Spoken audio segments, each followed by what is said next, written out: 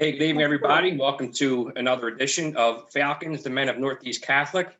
And I'm joined by today with Joe Rapczynski, class of 1970. 1970. Good times back then, huh, Joe?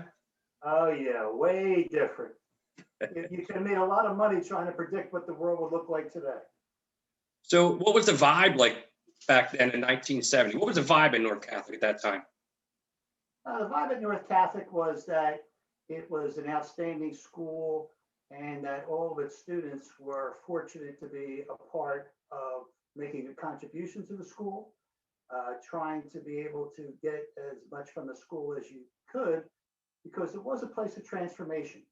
It was a place where you could go there a boy, and upon graduation, you were a young man, and you were in position to take on whatever life had next, whether that was going to college, going to a trade school, whether it was taking a year off and working, going into the workforce, or going into the armed forces.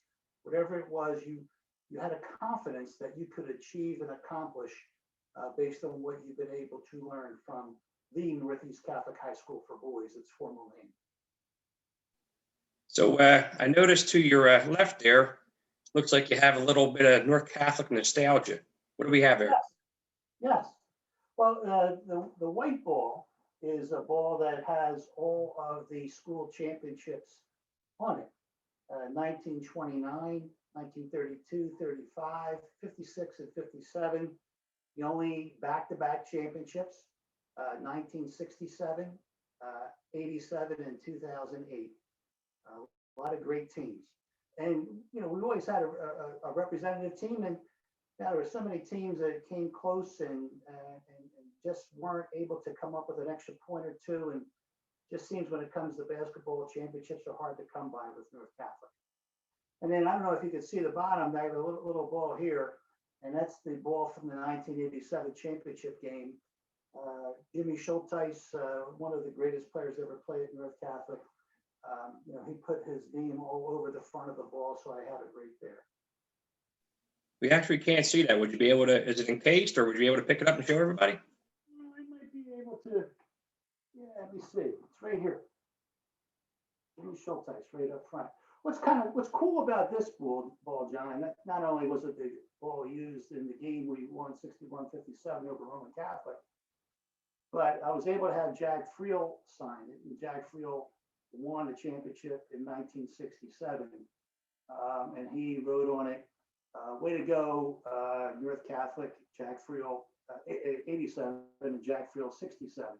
And because Mike McCarron was a player for me, and we were interacting with some camps and things, I had him sign it, and he was the coach of the 2008 team. So we were able to get 3 coaches with their championship signatures on it. That's awesome. Well, speaking about teachers, North Catholic had both regular teachers and they had oblates. Yeah. So for you, Joe, who would have been your favorite teacher or oblate, or even both? Who stood out to you the most? Yeah, that's a hard question, John, because so many people had good influence on my life. The coaches were teachers at the school, and I think they had the biggest influences on me. Fran Doherty was a tremendous influence on me. Jack Friel, Tony Costantino was a freshman coach, and it was my freshman coach, and an outstanding coach. All were great men, and I really have tremendous respect for them today. Larry Conti joined the coaching staff in my senior year, and he's been a great influence on people throughout North Catholic. I think of Father Ty in French class, and Father Emile in religion class, and of course, you can't talk about North Catholic faculty if you don't mention Bob Fitzsimmons and Ernie Koshtik, 2 wonderful men who were really interested in doing the best by everybody they came in contact with. Very true. Very true. So let me ask you a question. Obviously, it's you can see by the background here and everything. Did you participate in sports or any clubs in North Catholic? Yes. I played basketball all 4 years. I was involved in different clubs. I was on student council. So I love North Catholic. couldn't wait to get there. My grandfather, John Adamski, was an immigrant, and so was my father, and neither had high school educations. So for them and the influence by them that it was important to get an education was something that was drilled into my head early on. And not only would I get a high school education, but I would get a special good education at the Northeast Catholic High School for boys. So I couldn't wait to get in there. It was instilled in me. And I wanted to take advantage of North Catholic as much as I could. I loved the school, woke up every day, couldn't wait to get there. And it's been so great to me. And I could not repay all that the school and the school community in general has done for me through the years. Awesome. So I also find out that not only did you participate in basketball for your 4 years, but you had some significance in North Catholic history, and also another piece of nostalgia to your left is I'm hearing a book that you wrote. Yes, a book entitled "The Junior Varsity Team Is Playing." It's about the North Catholic varsity, the Bishop and Devitt varsity, and the North Catholic junior varsity team, and the playoffs that year, the teams that were involved in the playoffs, Father Judge, Cardinal O'Hara, and so on.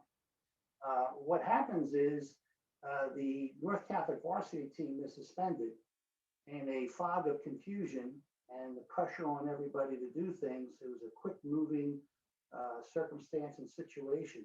But the upshot of it is that the junior varsity team was asked or told to play in the game.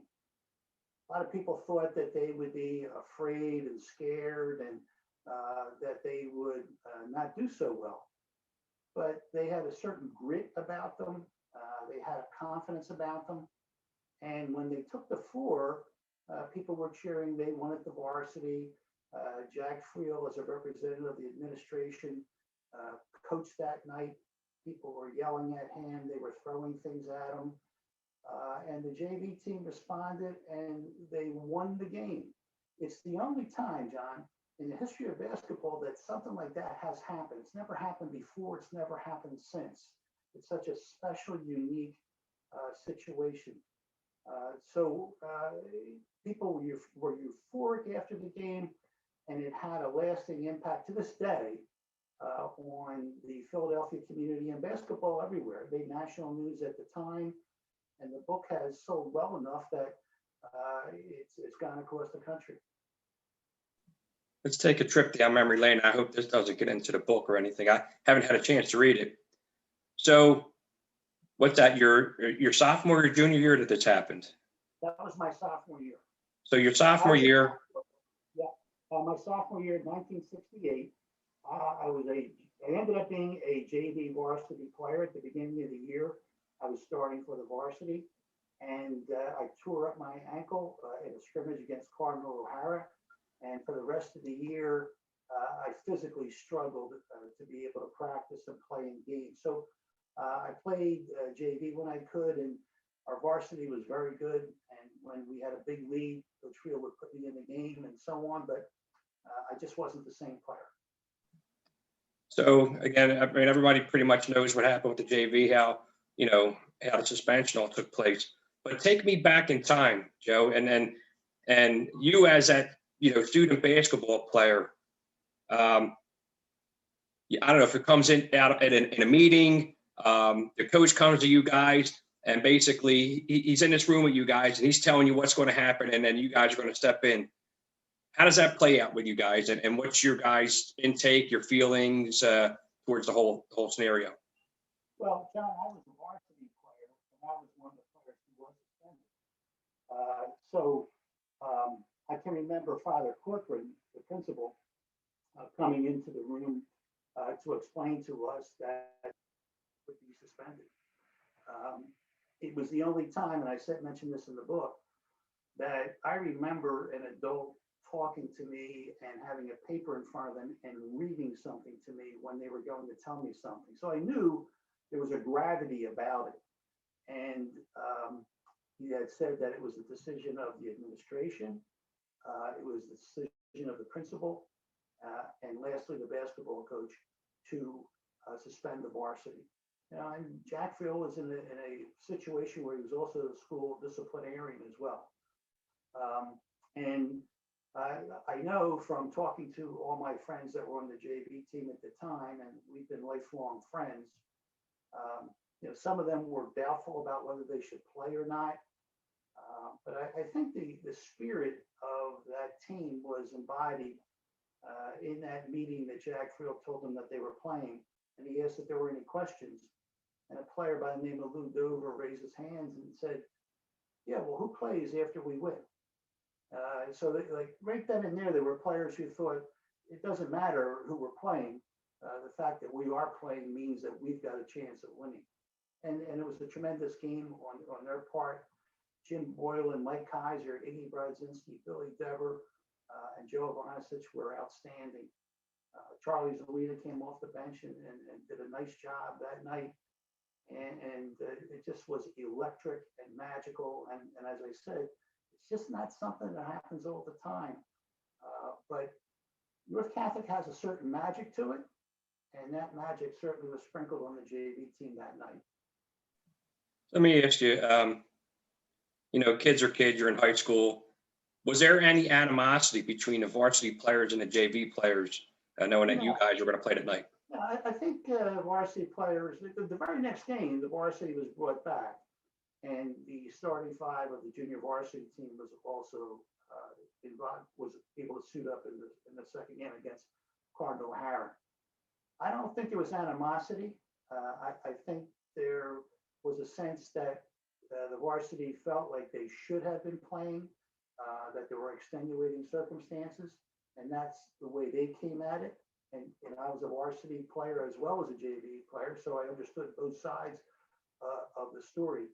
But in terms of animosity, I don't think there's any animosity. I think the varsity players appreciated the effort of the JV team, but at the same time, you know, it was uncomfortable trying to get everybody together again. That's just a great story. And so how can guys go about getting the book there?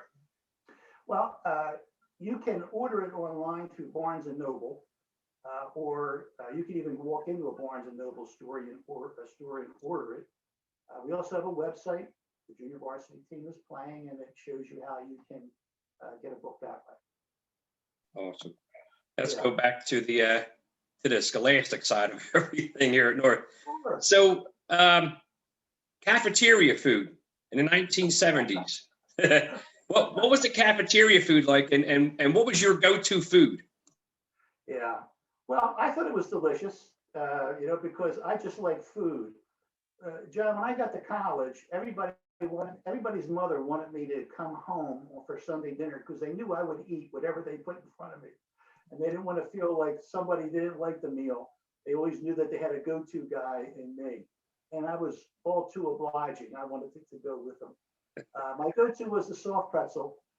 You know, to this day, I could eat them all day long. How about, let's go back to North Catholic prom. I've left this question out a lot of times, and I figured this would be a good question to ask. Your prom, you know, your freshman dance, sophomore, junior, and senior prom. What was it like back then? How were the proms? Were they in school? Were they somewhere else? We had our prom at a place called the Falcons. And I believe it was out in Upper Darby, so it was quite a ways to go. And I went with my good friend, not as a date, but went with my friend Jim Boyle, and he drove. And I went with he and I, and our dates went, and we had a good time. And you know, the next day I remember going down to the Jersey Shore with another good friend of mine by the name of Jimmy Moore. So what was the style back then? Prom, senior prom, let's talk about like that. Like, what was the style? What did you wear for that night for prom?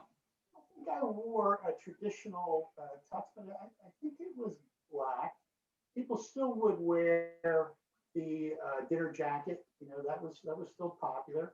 And then there were a few students who wore at the time we thought would be like way out of the box kind of tuxedos, a different color and so on. But I don't think it was as much as what we wore as how glad we were to be together and be able to share such a good memory. You know, it was the end of 4 years, a culmination of a lot of growth, a lot of effort, and being able to enjoy each other. And you know, we still get together at reunions, whether they be ad hoc reunions where people say, "Hey, the class of so and so is getting together," or an all-class reunion, or if they're the alumni association reunions. I always am looking forward to getting together with people. The pandemic makes things difficult and it frustrates me, but I love getting together, whether it's North Catholic or whether it's friends from the old neighborhood or from LaSalle or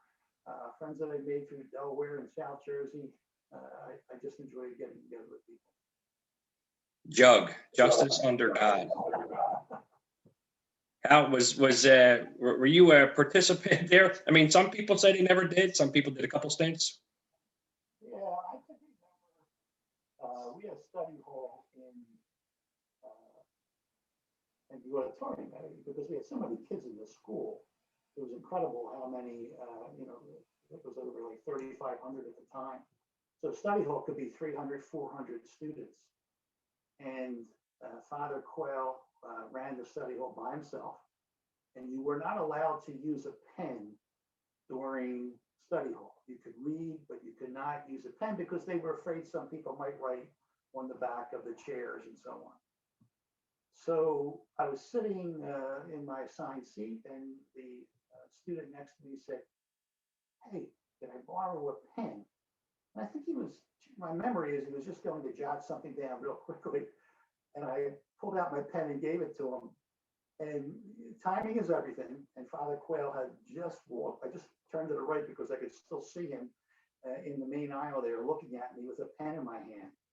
So I received 3 days of jug for that. So when you finally came of age, and you're a Port Richmond guy, from what I understand, at back then in high school. Well, now it's Old Richmond. There's Port Richmond. With all the that's right. And so on, it is now called Old OLDE Richmond. That's right. I forgot. I'm proud to be from there. So when you became of age and you were able to drive, did you drive to North Catholic, or did you still take the bus? You know, I did not get my driver's license until I was 18 years old. I was never in a hurry because basketball consumed me. You know, I was always going to a game, a summer league game. I was always practicing. And, you know, to me, that's what drew me. And I always knew that I was doing the right basketball court. That's the way I felt. So when I graduated from high school, that's when it was like sort of a reward. My parents kind of served it up to me to get my license. And I never really thought about getting a license. I think there's a practical reason to it as well. There were other guys who had cars, so we could drive in those cars. And you know, by myself, I had no problem getting on the bus and the L and going down to the Palestra to watch a doubleheader on a Saturday night. So public transportation was something that I used.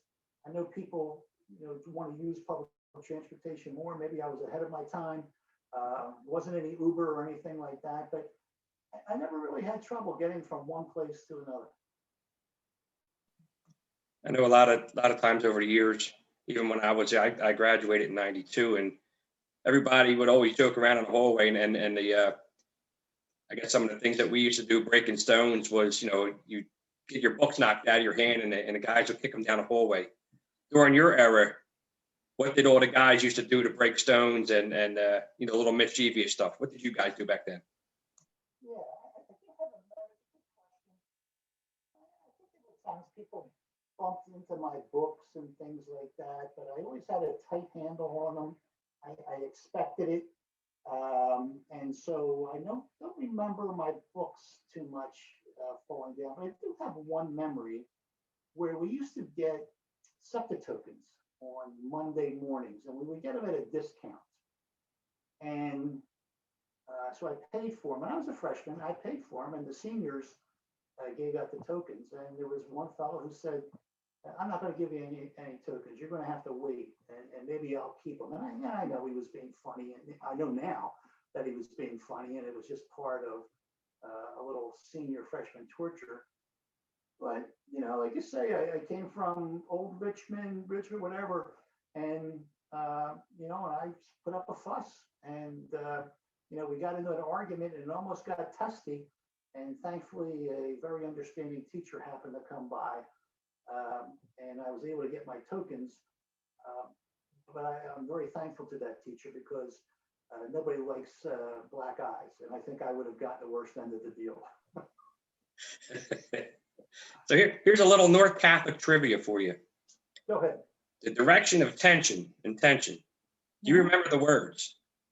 Let's see. God, may I give you this class, right? That's a start. Yeah, so it's like, my God, I give you this class. Please give me the grace to conduct myself in a manner most pleasing to you. Something along those lines. Yeah, pretty close. You're drawing my memory. Pretty close. I'm going to start hitting guys with that. So I remember at North, you know, you only got so much time to get to and from your classes. And I think North Catholic guys were pretty talented in getting through their combination lock. Myself and a bunch of other guys, I guess during the 90s, we were able to zip through with literally one hand and a thumb. How did you guys manage that and you know, to make sure you guys weren't late? What was your set to get to your lock and get out on time? Yeah, I think my memory was to, we started to work together, and we would look at our schedules in homeroom, and we would say, hey, I'm going to be here in third period, I'm going to be here fourth period, give me your book. And we always had a way of being able to access lockers so that we were close by the classrooms. That wasn't too much of a problem for me. One issue I do remember was we had a very demanding teacher, and that was one of the things I thought was good about North Catholic. I learned not to be afraid of demanding teachers or coaches, but the teacher had a rule that once you stepped into the classroom, you had to be quiet. And it didn't matter if the bell rang or not. You know, if you stepped in, and you couldn't hang around outside his classroom either. So I walked in and I sat down, and we were playing Frankfurt High School in the afternoon at home. And a student asked me, what time? Here I go again, trying to reach out to other students.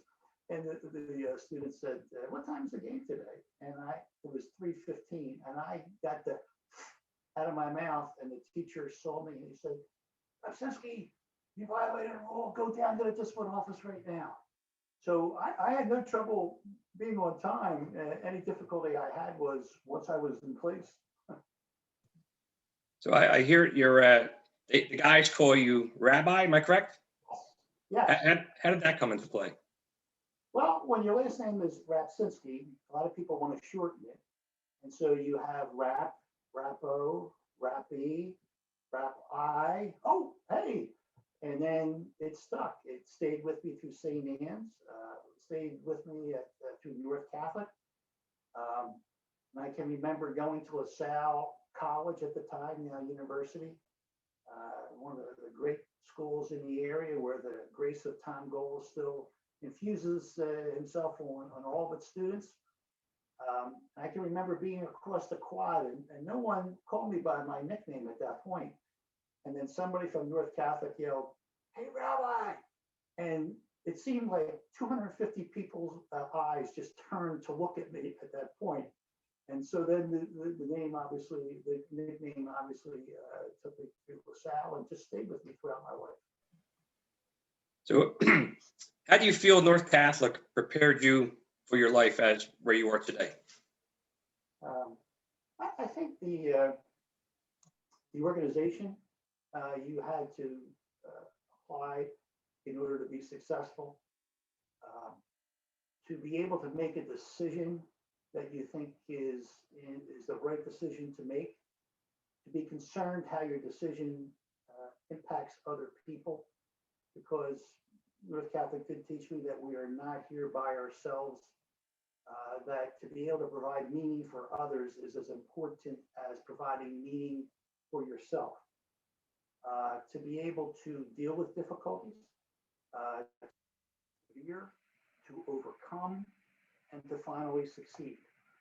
And I think taking those attributes and those qualities and those experiences and being able to apply them to everything that came after North Catholic High School was what prepared me.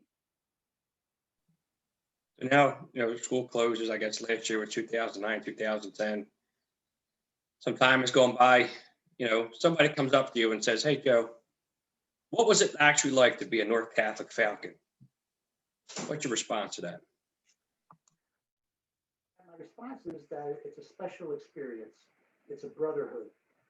Somebody who graduated in 1929, obviously may not be around today, but they have the same linkage as anyone who graduated in the last class. So it's a special brotherhood. It's a person who is a can-do person. They can accomplish, they can achieve. It's a person that is not only going to be concerned for the well-being of themselves, but they're going to be concerned for the well-being of others. I've always felt that if you wanted to solve the problems of the world, just take North Catholic graduates and put them in the trouble spots all over the world, and within a year, they'll all be solved. And I'm gonna get so our school's been closed now, going on 11 years, and I'm sure you've made the reunions down the shore. Yes, I've been able to get to the Norphans reunions, and I look forward to them, to be able to catch up with people. It was a shame that we weren't able to get together this year. I really appreciate Norphans putting that together to give everybody the opportunity to be together. And I'm looking forward to it again this year. And it's always a kick for me when you're walking down the beach and somebody goes, "Hey, Joe," and you haven't seen somebody. There are people that along those lines. There are people I have not seen in a long time, and yet when I do see them, it's like we pick up again. It's like I met with them yesterday, and I'm so thankful for that, to be able to have that kinship with you. So in all the years you've been at North Catholic, you were part of a great basketball program who did the unthinkable, which is pretty amazing. But if you were besides that, if you were to sit back and think, wow, this was really a great memory, what would have been your fondest memory at North Catholic? Wow, that's a good question. Certainly the 1967 championship basketball team, in my freshman year was a tremendous achievement and was an inspiration to me. And I think an inspiration to so many other people. I think the great friendships that I've been able to cultivate, be able to make and to cultivate through the years is an ongoing memory.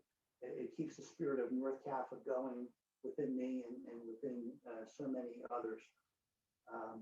And I think that those are the things that I'll remember most. The friendships that I made and the 67 championship. And we were no slouch either when we played. My junior, the sophomore year with the varsity was 20-4. My junior year, we were 22-2, and my senior year, we were 20-4. So those were all great moments as well. And I can remember, unfortunately, I fractured my ankle in the first round of the playoffs, and we were playing Monsignor Bonner in the very next game. And our team rose up, and we were able to defeat Monsignor Bonner. And unfortunately, we lost in the championship game against Cardinal Dockery. Little trivia question. You mentioned trivia questions. So here's one for you. Somebody would say, who were two starters that were playing for North Catholic and Monsignor Bonner? They were all Catholic players, and they did not play in that game. Well, obviously, with a cast on my leg, I would be the one. The other one was John Cappelletti, who's the Heisman Trophy winner, at Oh, wow. State and had a great career. He had ripped up his ankle in practice that week. So I'd rather it be that we were both on the floor battling each other, doing great things. But the question is, and the answer is what they are. That's so. You get word that the school is closing down. 2009, 2010. That's it. I mean, a lot of people left a lot of blood, sweat, tears, glory through those hallways all throughout that school. You get that phone call, or you can see that message on the news that North Catholic's closing. How does it hit you? Broke my heart. I still have a hole in my heart that'll never be filled because North Catholic closed. That's what it meant to me. As I said, education was stressed in our household. To be able to get a high school education was really something that was valued, and North Catholic was so special from my mother's side of the family and my father's side of the family. They thought it was their sons. My brother also is a graduate of the school. That their sons could graduate from North Catholic. They thought it was awesome. And then to be able to do what I love, to play basketball, and then to get a full scholarship to go to college was beyond anybody's expectations. It was such an honor for me. I considered it something, a sacred duty almost, to come back to the school as a teacher and a coach. And because I knew the impact that teachers, both religious and lay, had on me, and I wanted to do the same thing for everybody else. On Saturday mornings, I would go to the gym before anybody else. I'd get myself a cup of coffee. And back in my thinner days, I might get a donut or two. And I just wanted to go to the gym by myself. And I wanted to walk around, and I could, the floor would creak, and I could just feel the tradition of the school. I could feel every player, whoever played for North Catholic, on that floor. I could feel everybody who tried out for the team and wanted to be part of that team. And so when I could feel that, I just felt, as I said, a sacred duty to pass that on to the players that I coached so that they could feel it too. And I wanted, and it bothers me because the school's closed, that other students will not be able to experience what I did and what so many others have been able to experience. It's a special place. So being that, they may have closed the doors, but they're not going to close our heart, and they're not going to close our spirit. totally agree. Totally agree. So as a player and as a coach, playing and coaching in North Catholic's infamous The Pit, how deafening was it during your guys' era, and how intimidating was it for other teams to come in and play? Well, as a player, you had to get there for the varsity game. You had to get there a couple hours early to get a seat. It was always packed. And anytime that you played, the place was roaring. To be able to go to the Palestra as a fan and watch the college teams play and watch the enthusiasm and the excitement. And then in my mind, and in all practicality, it was the same thing at North Catholic's gym. So it was so very exciting. I can remember one day, one game we had against Cardinal Doherty, and we had lost in an upset to Germantown Academy. It was my sophomore year, and I was limping around, but still coming out for pregame warm-ups and so on. And I just remember we came out, we were so ready to play, and the place was you couldn't get another person in there. And we just wanted to roll right from the tip and had a great game. When I came back to coach, I can remember my last year of teaching and coaching at North Catholic in 1988. Wonderful class, great class of students and people. Wonderful, wonderful class. And we were down by 12 at halftime. And we were able to come back and win the game. But I remember a special moment. I think it was Timmy Comey hit a three-pointer and got fouled. And it was what tied up the game and gave us the opportunity to go ahead. I could literally feel the cement beneath my feet shaking. There were so many people, not only in the gym, and I'm glad there was no fire inspection going on there. They would have it clear out about a third of the people in the gym. They had to set up TVs in the cafeteria for the extra 500 people who wanted to watch the game. But I can just remember the floor, cement floor, as we know, shaking because of the vibrations that were going on. It was just a tremendous time to be involved with basketball at North Catholic. And to me, that's always a great time. I know I'm talking about basketball, that's who I am. Mhm. But the same soccer and wrestling and the band and everybody else, they have the same passions and the same feelings, and hopefully they all have the same great experiences that I've been able to have, and hopefully pass on to others. You know, when I posted on social media that I was interviewing you today, I had 2 special intention questions. Yeah. So you can imagine what's coming forward to you, right? Well, you know what? I'll do my best to handle it. That's what North Catholic trained me to do. Okay.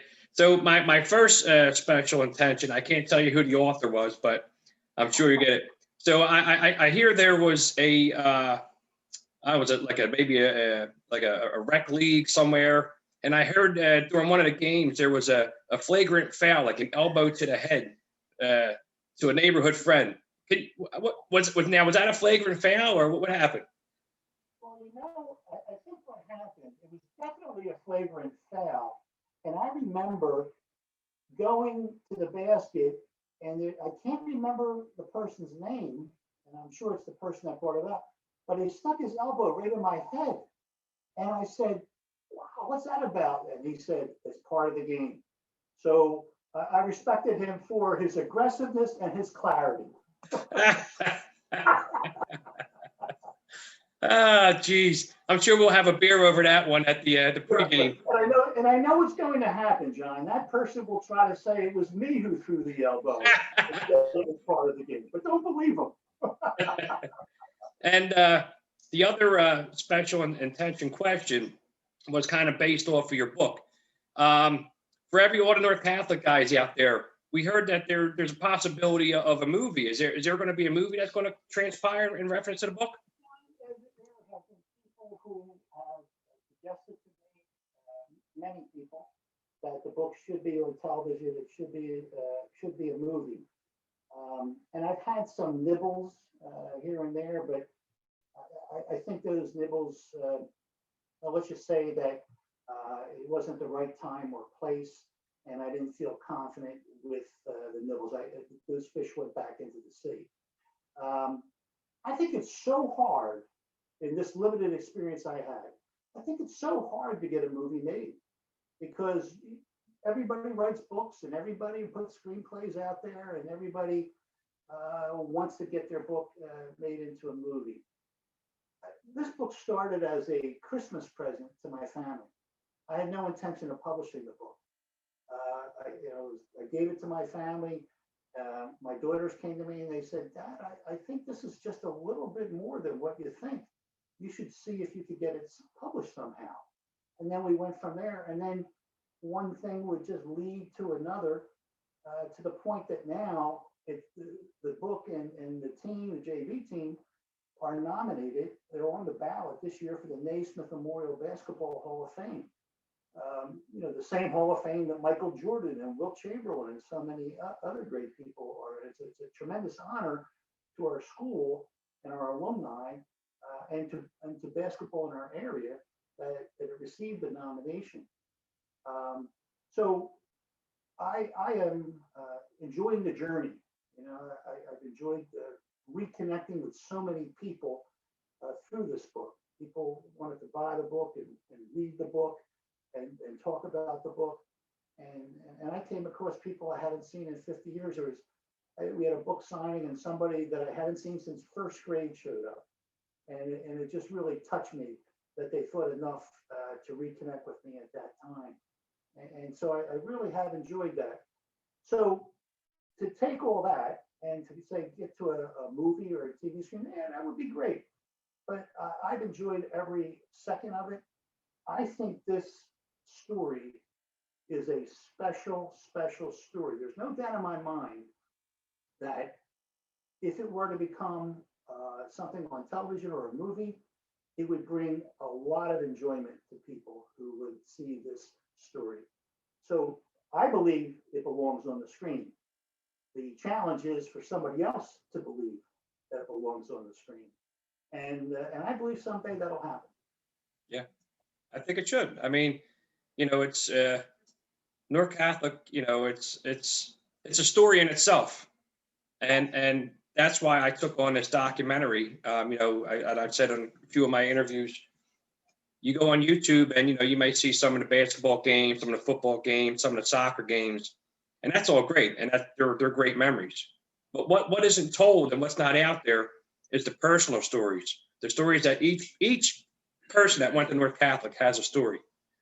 Whether it their favorite teacher, their best food at cafeteria, their prom.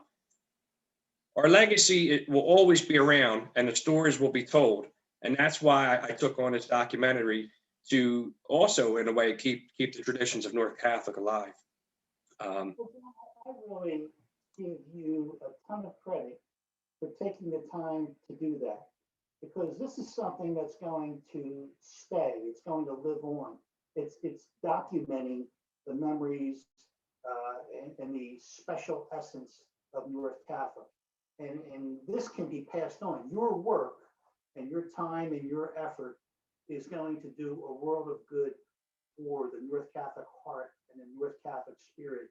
And I give you a ton of credit for doing that. I from the bottom of my heart, I appreciate it not only for the fact that I'm here today to talk about my story, but I appreciate it because I love North Catholic. I appreciate it. And we all do it out of the love for our school. Like you said earlier, it's, guys will go out of their way for another Falcon or, whatever it is. And, this is just my contribution to the school. Jerry and them guys from the Northlands, if they need something from me, or I'll even ask, hey, what do you need me to do?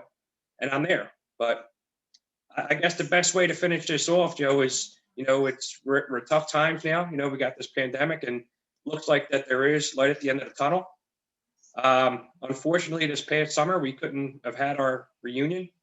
Hopefully this year it's going to double in size. So again, for everybody who's going to be watching your video today, do you have any special messages, any words of wisdom to everybody? Yeah, I think, you mentioned the pandemic, and as I'm thinking it through, I'm probably not reminding somebody of something that they have not arrived at already. But we know that our school, North Catholic, is not there, but outside of North Catholic, for everybody in general, I would say, once we are able to get on the other side of this pandemic, if you're sitting at home and somebody calls and says, let's get together, go get together. Don't tell yourself that you're tired. Don't tell yourself that, I'm not going to be able to make it, or it's going to inconvenience me. Go get together with people and celebrate. And if you have some sort of a difference with somebody, work out that difference with people, because the pandemic has taught us that life is too short. We've got to value each second as best we can to live our lives in a way that, in a manner that is most pleasing to God. And I don't think anything would make God happier than people getting together and celebrating each other and finding ways to solve any differences that we may have with somebody. And as I say, this is a North Catholic venue, but I'm saying that for everybody. It's something that I've made a commitment to doing, that I'm going to do my best. I'm going to do more than my best for everybody else going forward. That's incredible. I appreciate that, Joe. That's some great words of advice during really tough times. But I just want to thank you for taking time away from your family and your day to join me in this conversation, and for all of our brothers to see. I hope you and your family stay safe. I hope you guys have a great New Year, and I hope to see you down at the North Catholic reunion. And at the Marugnac pregame festivities. I will always be at the Marugnac pregame festivities and looking forward to the orphans from there. But thank you again for doing this. I'm honored that you would think of me and include me. And I really appreciate it. And stay safe and all the best to you and your family. Thank you, Joe. Greatly appreciate it. All right. Take care. You too.